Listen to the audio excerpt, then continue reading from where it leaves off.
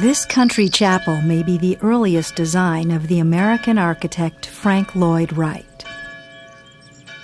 It stands in a meadow not far from where he was born in central Wisconsin in 1867.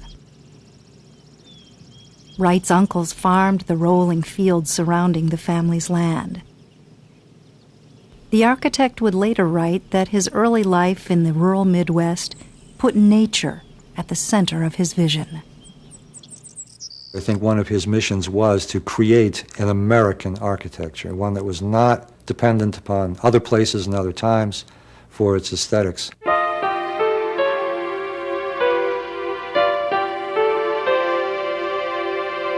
The cardboard house needed an antidote. When, in the cause of architecture, in 1893, I first began to build houses, the only way to simplify the awful building in vogue at the time was to conceive a finer entity, a better building, and get it built. The buildings standing then were all tall and all tight. Chimneys were lean and taller still, sooty fingers threatening the sky. And beside them, sticking up by way of dormers through the cruelly sharp saw-tooth roofs, were the attics for the help to swelter in. Invariably, the damp, sticky clay of the prairie was dug out for a basement under the whole house, and the rubbled stone walls of this dank basement always stuck up above the ground a foot or more and blinked with half windows. The lean upper house walls of the usual 2 floors above this stone basement were wood, clapboarded and painted, or else shingled and stained, preferably shingled and mixed, up and down, all together with moldings crosswise. These overdressed wood house walls had cut in them, or cut out of them to be precise, big holes for the big cat and little holes for the little cat to get in or out, or for ulterior purposes of light and air. The house walls were becorniced or bracketed up at the top into the tall, purposely profusely complicated roof. The whole roof was scalloped and ridged and tipped and swanked and gabled to madness. The whole exterior was bedeviled, that is to say, mixed to puzzle pieces, with corner boards, panel boards, window frames, corner blocks, plinth blocks, rosettes, fantails, and jigger work in general. This was the only way they seemed to have, then, of putting on style. Unless the householder of the period were poor indeed, usually an ingenious corner tower on his house eventuated into a candle-snuffer dome, a spire, an inverted rutabaga, or radish, or onion, or what is your favorite vegetable? Always elaborate bay windows and fancy porches played ring-around-a-rosy on this imaginative corner feature. And all this the building of the period could do equally well in brick or stone. It was an impartial society. All materials looked pretty much alike in that day. Simplicity was as far from all this scrap pile as the pandemonium of the barnyard is far from music. But it was easy for the architect. All he had to do was call, "Boy, take down number 37, and put a bay window on it for the lady." So, the first thing to do was to get rid of the attic, and next, get rid of the unwholesome basement entirely. Yes, absolutely, in any house built on the prairie. Instead of lean brick chimneys, I could see necessity for one only, a broad, generous one kept low down on gently sloping roofs, or perhaps flat roofs. The big fireplace below, inside, became now a place for a real fire. It refreshed me to see the fire burning deep in the masonry of the house itself. Taking a human being for my scale, I brought the whole house down in height to fit a normal man. Believing in no other scale, I broadened the mass out, all I possibly could, as I brought it down into spaciousness. I am 5 foot 8.5 inches tall. It has been said that were I 3 inches taller, all my houses would have been quite different in proportion. Perhaps.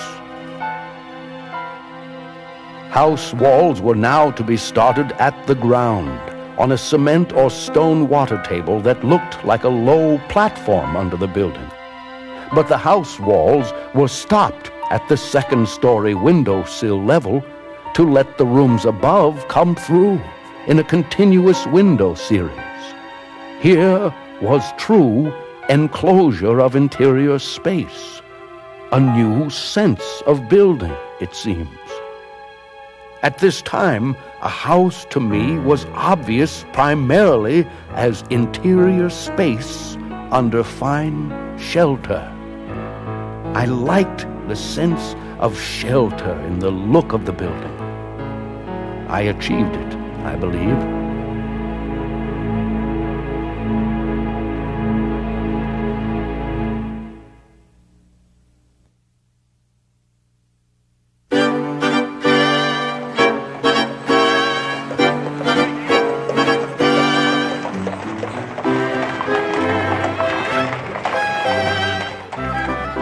Frank Lloyd Wright came to the Chicago area in 1887 and worked for Joseph Lyman Silsbee, who was the foremost architectural practitioner of the shingle style in Chicago.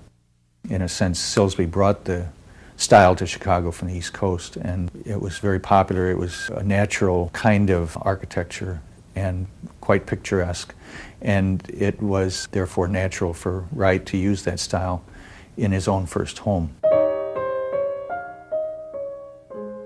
In 1889, at the age of 22, Wright met Catherine Tobin. The two were soon married, and Wright built a home for his new family at the corner of Forest and Chicago Avenues in Oak Park, a suburb of Chicago. At the time, this was the edge of Oak Park's westward development, and the house faced the woods. Adequately anywhere defined organic architecture. And we've all tried to put words in his mouth over the years to do this, but I would say that what it means is working as closely as possible with nature in architectural design, that your building should work with nature. Well, Frank Lloyd Wright, when he came to Chicago, was working for Silsbee and heard about a job opening at Louis Sullivan's office, and he went over there, and according to Wright, he showed him his drawings, and Sullivan was at a point in the design of the auditorium theater that he needed someone to take his sketches and develop them into something that could be used by the modelers in making the molds, and he liked what Wright did. I think he probably at that time saw maybe the genius that Frank Lloyd Wright would become. And Frank Lloyd Wright said that he became the pencil in the master's hand.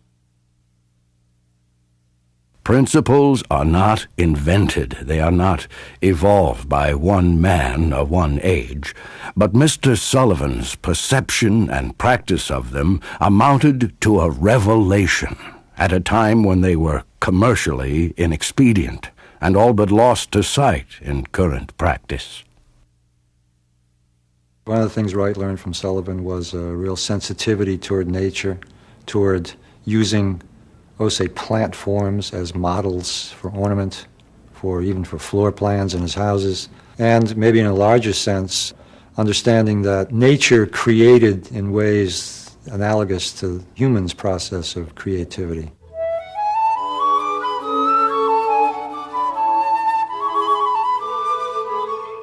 What we must know in organic architecture is not found in books.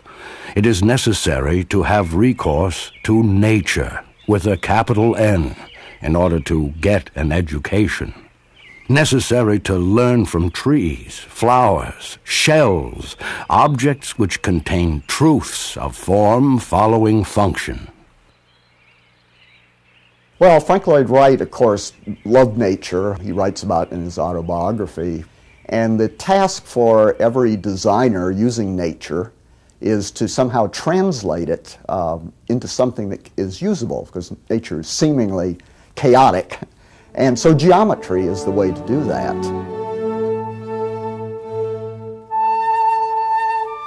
Wright looked to nature as his inspiration, but unlike Sullivan, he tended toward a more abstract, geometric treatment of the organic forms, as can be seen in the dining room of his home.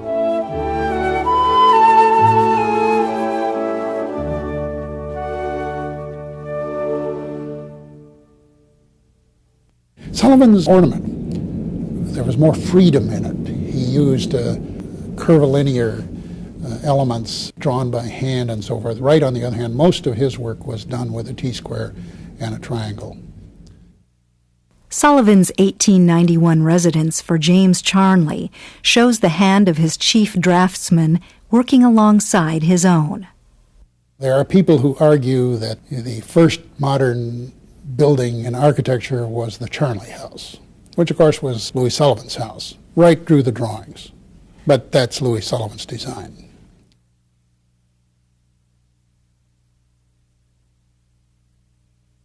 Some of the stylistic features of Wright's buildings can be found in some of Sullivan's buildings and also in some of Henry Hobson Richardson's buildings.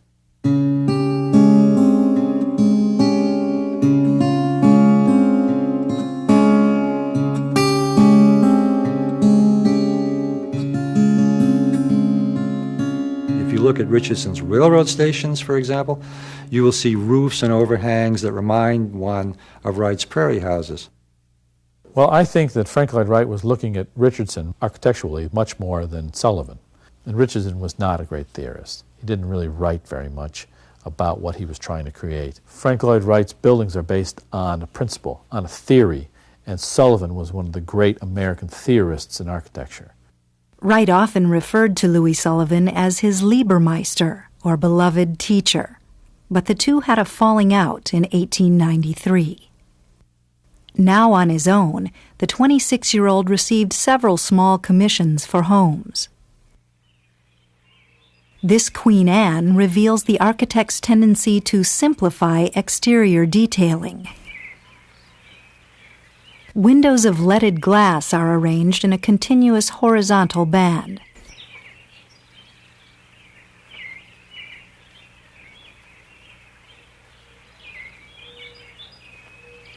Here, the massive base of the home is made of large, rough stones from the nearby river.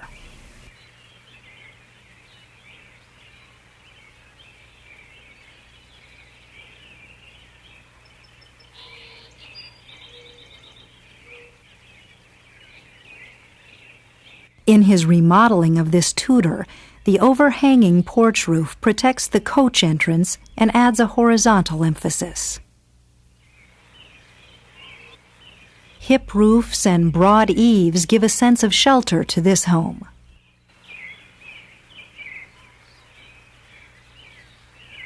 The architect preferred simple, natural materials like brick, stucco, or stained wood.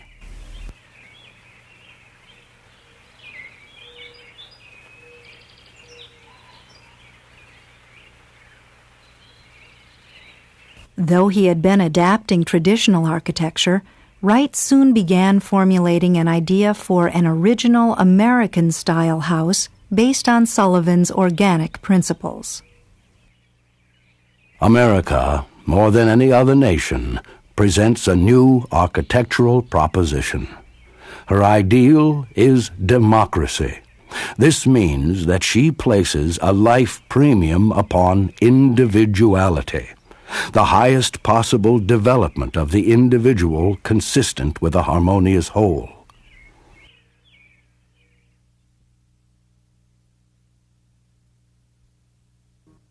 The Winslow House was the first true building of the Prairie School that Frank Lloyd Wright did. On the other hand, I don't think it was the first Prairie School building. I believe that the first Prairie School building was actually done by a man who has been little acknowledged in the history of Chicago's architecture, and that's Dwight Perkins. Dwight Perkins designed the Washington Park Refectory building. And if one looks at the refectory today, it has all the elements of the Prairie School, and it was finished in 1891, 2 years before the Winslow House. It has the Roman brick, it has the rhythmic arches, it has the overhanging roofs. I have no doubt that Wright saw it. He and Perkins were friends.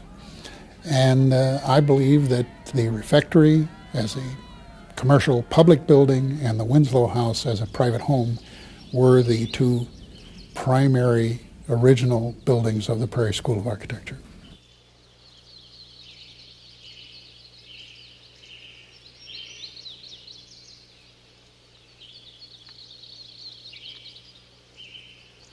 Dwight Perkins' building of 1893 for the Steinway Piano Company became a gathering place for advocates of a new architectural movement.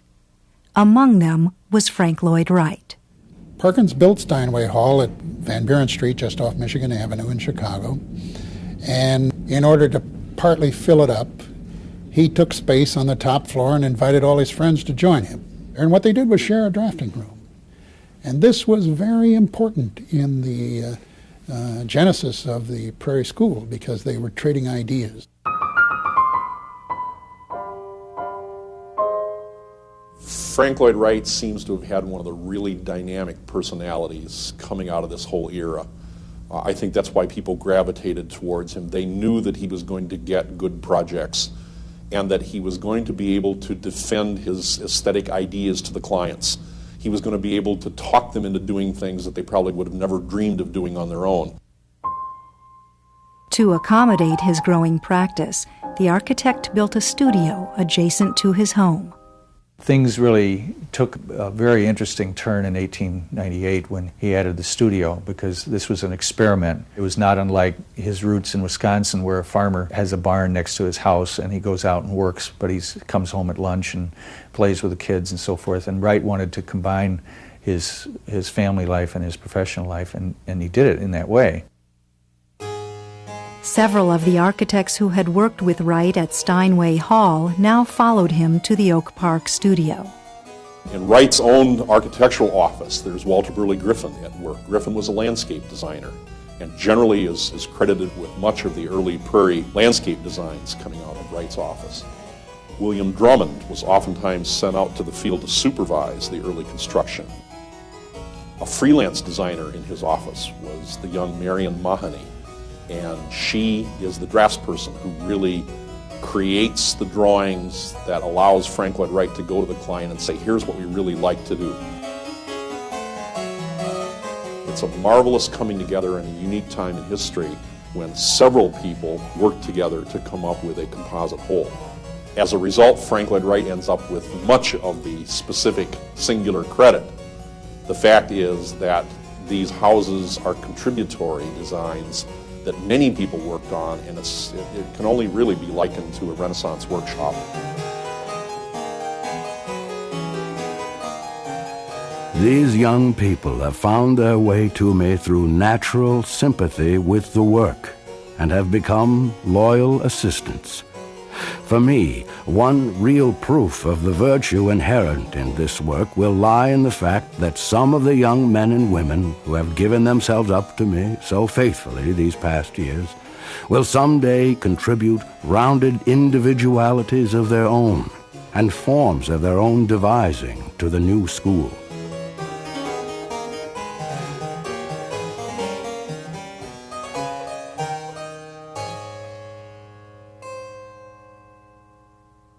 In a series of articles for the Ladies' Home Journal in 1901, Wright set forth to the public his ideal for a home in a prairie town.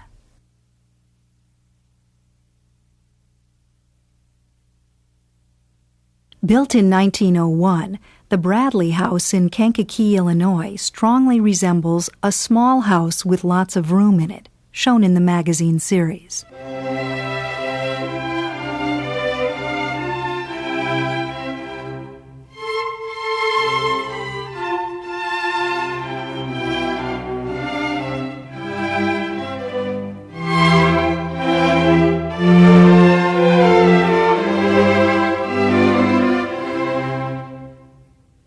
Wright and his associates had created a new vocabulary for residential designs.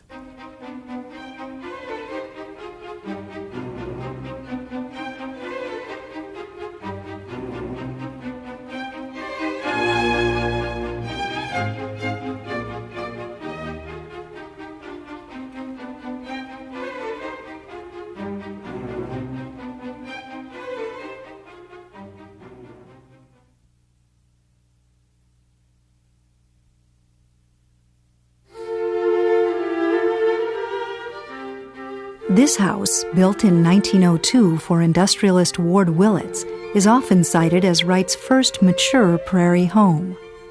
The Willits house is probably the first time Frank Lloyd Wright had a client who had a reasonable site, this was several acres, who had the money and the interest to allow him to put something together that had never been assembled before. Not only his stucco house, which reached out into the landscape, something he preached before, but also allowed him to do the complete interior. In terms of the style of the building, the low-pitch roofs, the big overhangs, it's not the first. But in terms of Frank Lloyd Wright putting all of these factors together and coming up with one piece of work, I would say the Willits house is certainly the first of what we would call the masterpieces. Surfaces of the building, the ornament, abstraction of the glass, the bands of windows, the way that the spaces flow, all of those things are there. All of them are there.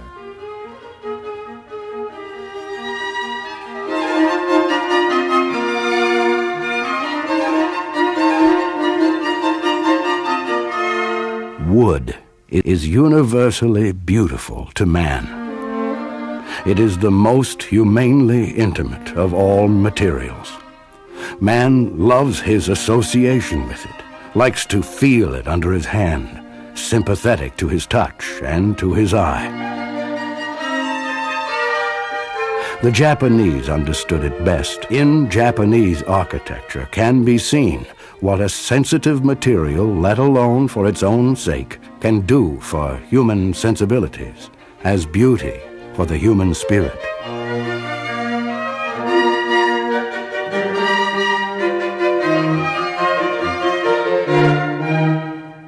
Music may be for the architect ever and always a sympathetic friend whose counsels, precepts, and patterns even are available to him and from which he need not fear to draw.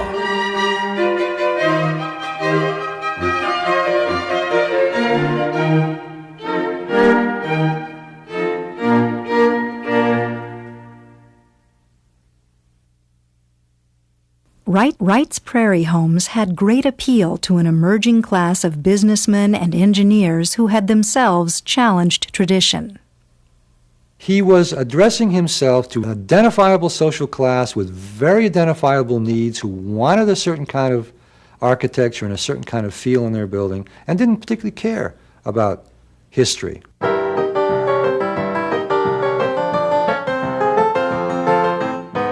Many of his clients in the early days were engineers or had developed their own businesses. They saw the logic in what Frank Lloyd Wright was trying to do, as opposed to what they might think of as being overly decorative, the Queen Anne, for example. And so it was a sort of practicality, I think, that appealed to them.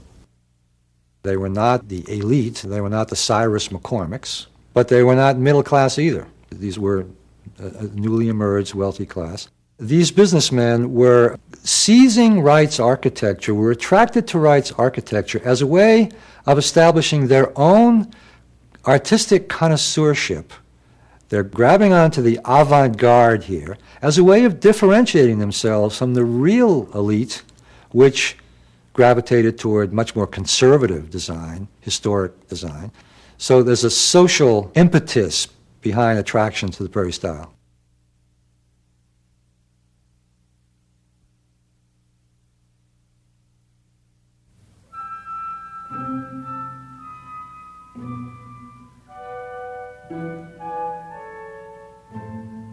The Dana House is a very complex issue in terms of the development of Frank Lloyd Wright's career. He had been making kind of summary statements about what he wanted in architecture up to the year 1902, 1903, when the Dana House is under construction. This house gave him a chance to do everything that he'd ever dreamed of doing as an architect.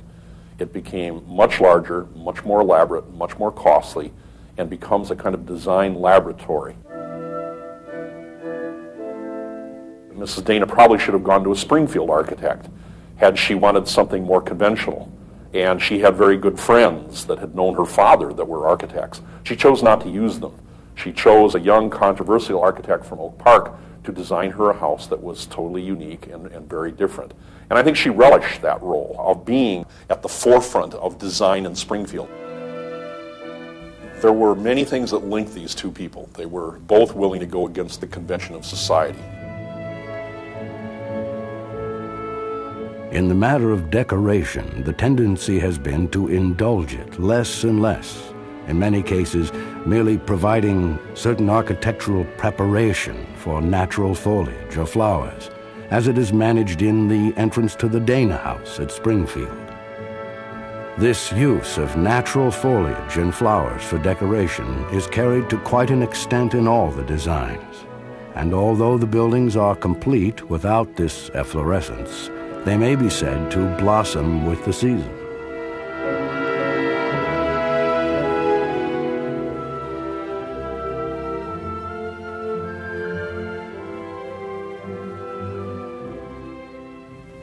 As with many Wright houses, in particularly conservative Midwestern communities, people didn't quite know what to make of it. It was called all kinds of things. It was referred to as a Japanese temple. It was called a Spanish pavilion. People knew that its ornament had some rooting in the Oriental, but they didn't know, quite what to make of it. When a thing is good from the standpoint of fine art, you may be sure that vital laws and organic requirements were not disregarded in its makeup. They were either intuitively felt or carefully taken into account. And whether it is a building, a painting, or a rug, its expression can only be beautiful when the rudiments of common honesty have been observed in its construction.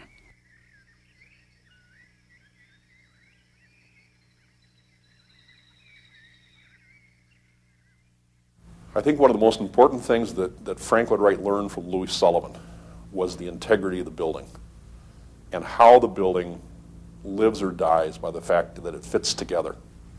Frank Lloyd Wright picked up with that same idea, repeated it, perhaps maybe even demanding more of the client in terms of coordinating exterior and interior design, doing all the details, wanting wherever his client could afford it, as Mrs. Dana could on a really grand scale, the ability to design all kinds of decorative items that would fit into those spaces, from the choice of drapery materials and colors, to the carpets, to the built-ins and the freestanding furniture, to the light fixtures, the art glass features and windows and doors. Just a marvelous symphony of form. My father taught me to regard a symphony as an edifice of sound. And ever since, as I listened to Bach and Beethoven and Mozart, I have watched the builder build and learned many valuable things from music, another phase of understanding nature. Go to nature, thou builder of houses. Consider her ways, and do not be petty and foolish. Let your home appear to grow easily from its site, and shape it to sympathize with the surroundings, if nature is manifest there, and if not, try and be as quiet, substantial, and organic as she would have been if she had the chance.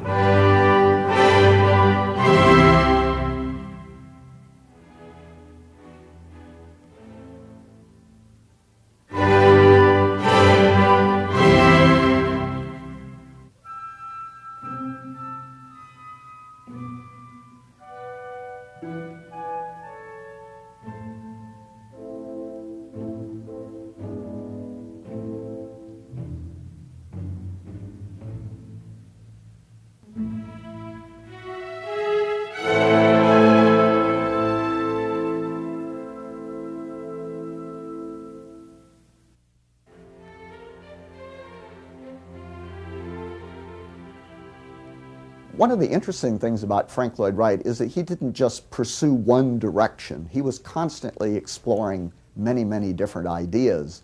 And so some of his prairie houses look very different from each other because he was exploring these different ideas.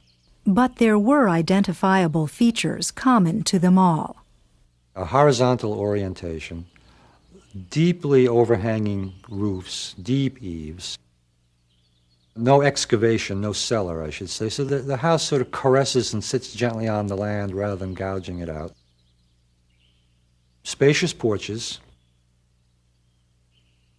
windows in continuous series, more windows than in other houses. Also very geometric, leaded glass, stained glass ornamentation. And on the interior, an open floor plan, or at least more open than had been the case for a few generations, as one room flowed into the next.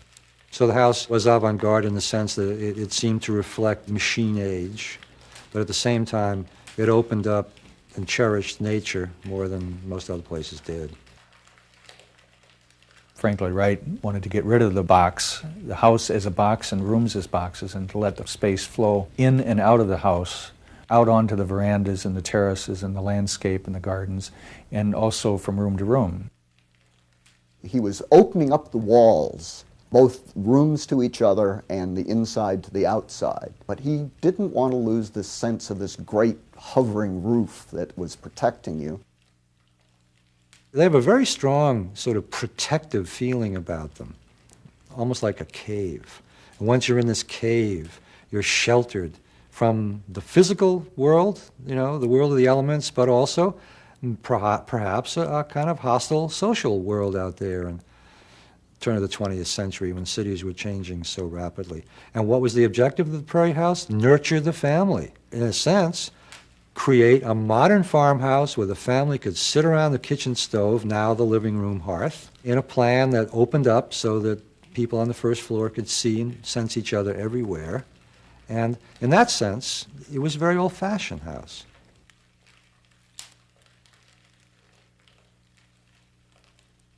Frank Lloyd Wright saw the fireplace as the spiritual center of a home.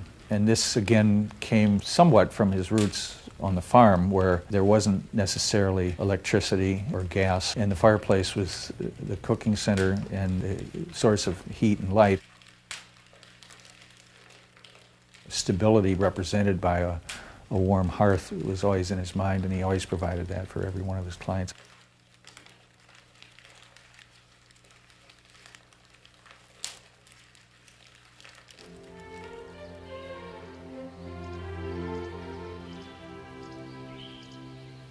We of the Middle West are living on the prairie. The prairie has a beauty of its own, and we should recognize and accentuate this natural beauty, its quiet level. Hence, gently sloping roofs, low proportions, quiet skylines, and sheltering overhangs, low terraces, and outreaching walls.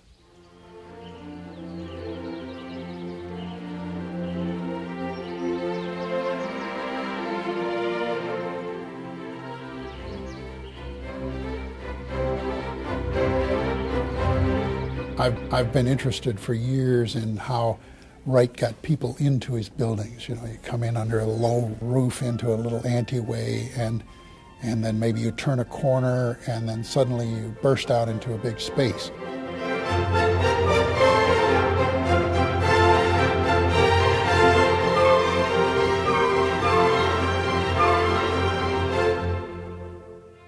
He could get a person into his building better than anybody else, and his colleagues emulated him on that. This home, designed by William Drummond, leads the visitor up a few steps, turning behind a screening wall to enter the door. Turn again up several steps, and the open fireplace reveals a hint of the living room. Finally, turn again into the open space where a broad band of art glass windows frames the view outside.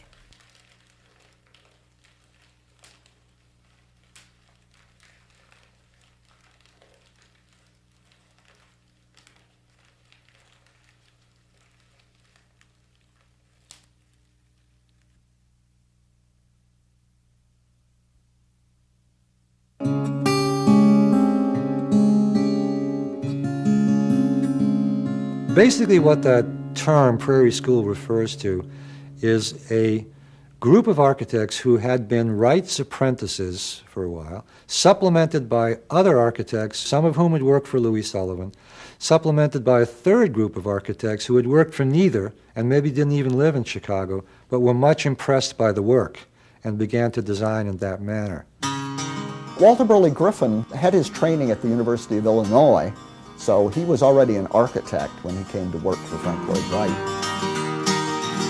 And then went on to do some wonderfully imaginative buildings, finally ending up winning the competition for the design of Canberra, the capital city of Australia.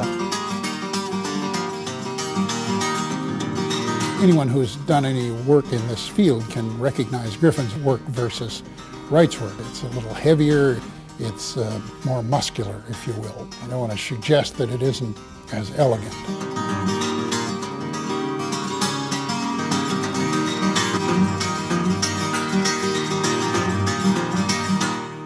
William Drummond, on the other hand, was sort of the other end of the spectrum from Griffin. His work was more delicate.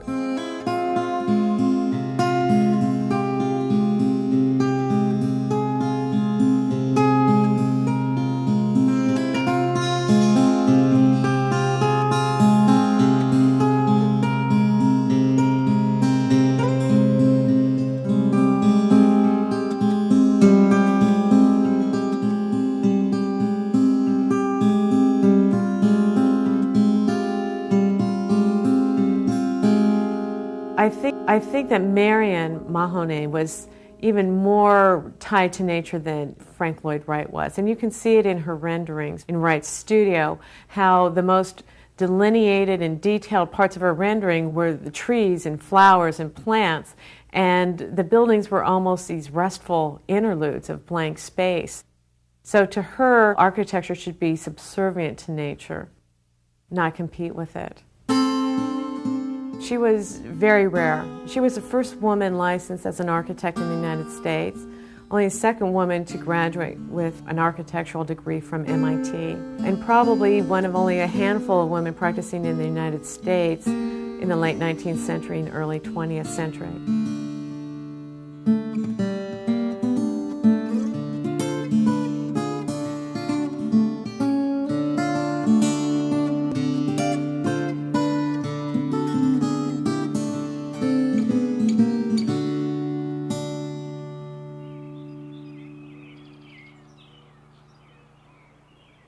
Many architects outside of Wright's Oak Park studio were sympathetic to the prairie ideal as they developed their own unique variations.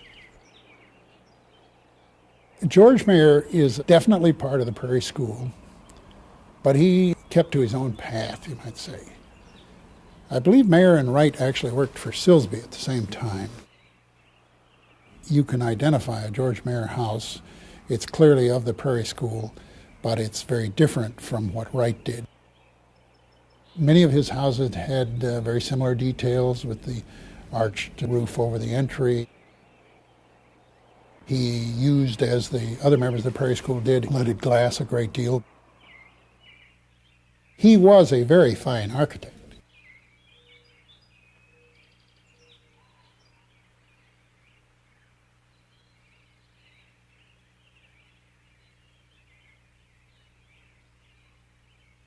And then there are other individuals, eventually in the early 20th century, the firms of Purcell and Elmsley, and Spencer and Powers, and Gonzell and Drummond.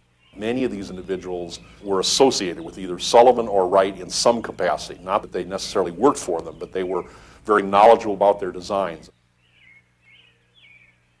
William Gray Purcell and George Grant Elmsley both made enormous contributions, and there is a valid argument that the Purcell and Elmsley office was the real successor to Louis Sullivan.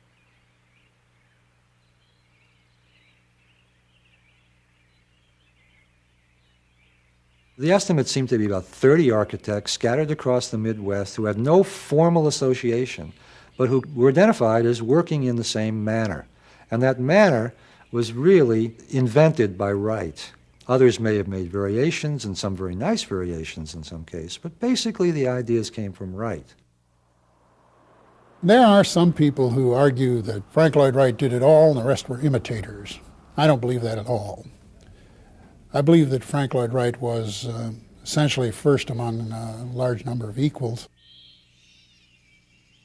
A school of architecture implies a lot of buildings by a lot of people who have a shared philosophy, and that's what happened.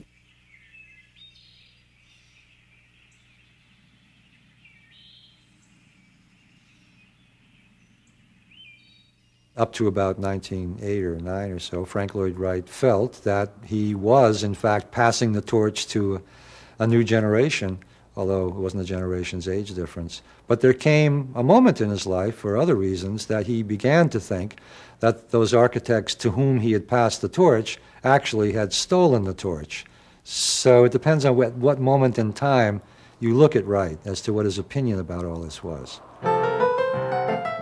Even Louis Sullivan showed the influence of the style in his later department stores and small-town banks, though the ornament was unmistakably his own.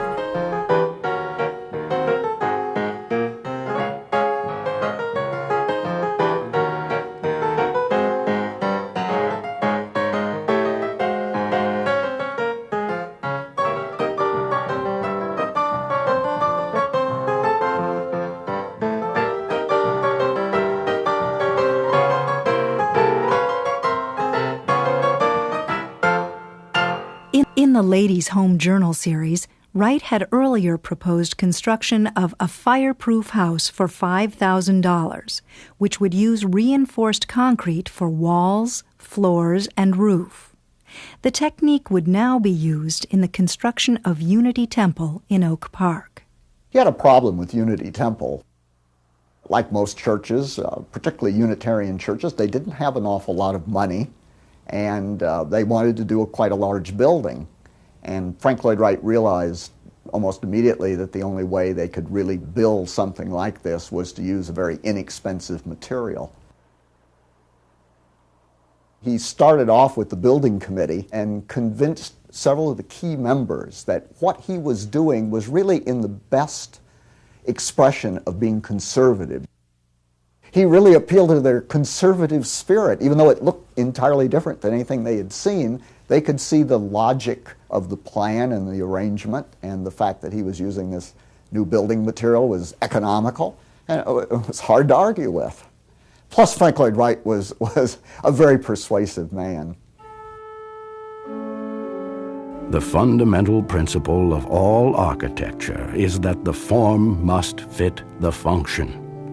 A modern church building has a twofold purpose. It is erected for the worship of God and for the service of man.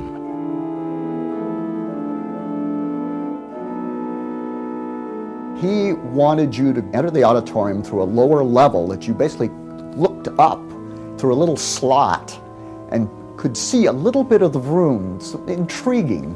And then you would walk down the sides, not really being able to see this great room, and actually enter the auditorium then from the back, coming upstairs. But when you finally come up into that great room, you're coming up into this marvelous light.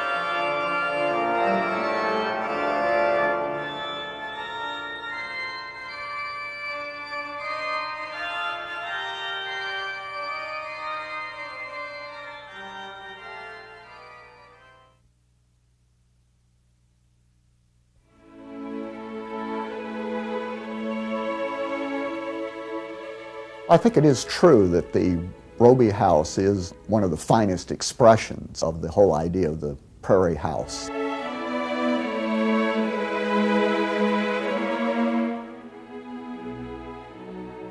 There's no superfluous ornamentation. It's a very rich building, but the integration is almost perfect.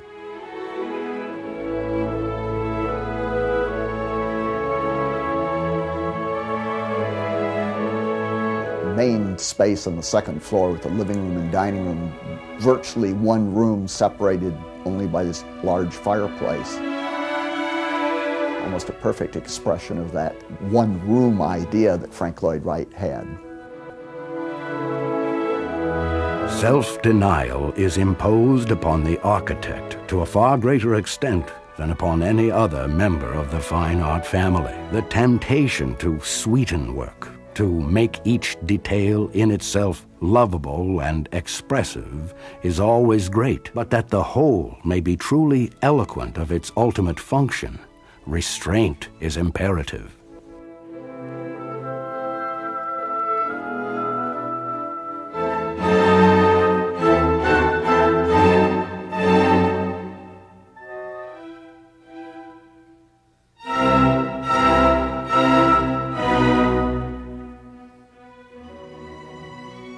Wright's fame had now spread to Europe, where the German publisher Ernst Wasmuth assembled a portfolio of drawings from the Oak Park studio.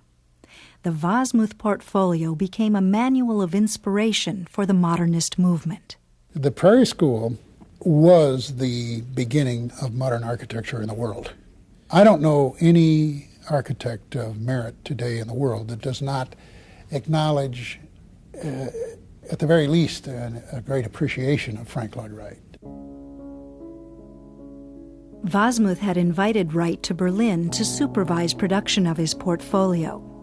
In 1909, Wright abruptly departed Oak Park, his family, and his practice, and traveled through Europe for 2 years with Mamah Cheney, the wife of a former client. This absorbing, consuming phase of my experience as an architect ended about 1909. I had almost reached my 40th year. Weary, I was losing grip on my work and even interest in it.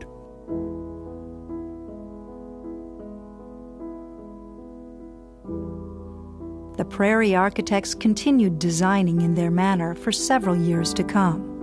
But ultimately, the appeal of more picturesque, traditional houses returned to dominate the public taste. When he returned from Europe, the scandal Wright had created caused him to seek the sanctuary of his childhood home in Wisconsin. The architect built on a hillside there and dubbed the estate Taliesin, a Welsh word meaning shining brow. It's difficult to say, I think, when the Prairie period ended for Wright. Taliesin, I think, is the last great Prairie house. After that, the work is clearly in different kinds of styles.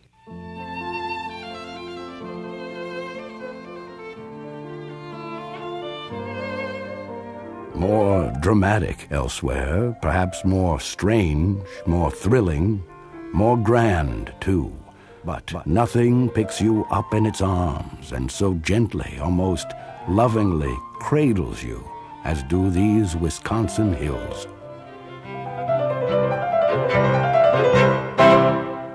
In America, each man has a peculiar, inalienable right to live in his own house in his own way. He is a pioneer in every right sense of the word. His home environment may face forward, may portray his character, tastes, and ideas if he has any. An American is duty-bound to establish traditions in harmony with his ideals, his still unspoiled sites, his industrial opportunities.